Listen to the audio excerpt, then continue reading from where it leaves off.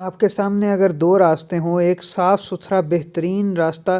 اور دوسرا راستہ جو ہے وہ گندگی سے اور پولوشن سے بھرا ہوا ہو، میں تو کم از کم یہی پسند کروں گا کہ میرے سامنے صاف راستہ ہو تو میں وہ اس کو اختیار کروں۔ اور ٹھیک راستہ اور ٹوٹا ہوا راستہ، مجھے تو یہی شروع سے سمجھ میں آتا ہے کہ اگر ایک طرف 10 کلومیٹر صاف راستہ ہو اور دوسری طرف بنجر راستہ ہو 3 کلومیٹر، تو میں 3 کلومیٹر کی بجائے 10 کلومیٹر والا سفر کروں گا۔ یہی حال ہے مکہ کے اندر، اگر آپ کو ابراہیم خلیل روڈ پر بالکل قریب بھی ہوٹل ملے، کمرہ ملے، تو میں اس کو پسند نہیں کروں گا، بلکہ اور روڈ پر، اجیاد روڈ پر، جدھر آپ کو صاف ستھرا راستہ ملے اور بس کے اندر بیٹھ کے آپ دور جا کے اپنے ہوٹل کے اندر آرام سے سکون سے رہیں، تو میں اس کو پریفر کروں گا، اس کو پسند کروں گا۔ یہ میری اپنی چوائس ہے، آپ کی اپنی چوائس ہوگی۔ بہرحال میں تو اس کو پسند کروں گا دور ہو اور اچھا ہو، بجائے کہ ابراہیم خلیل روڈ کے۔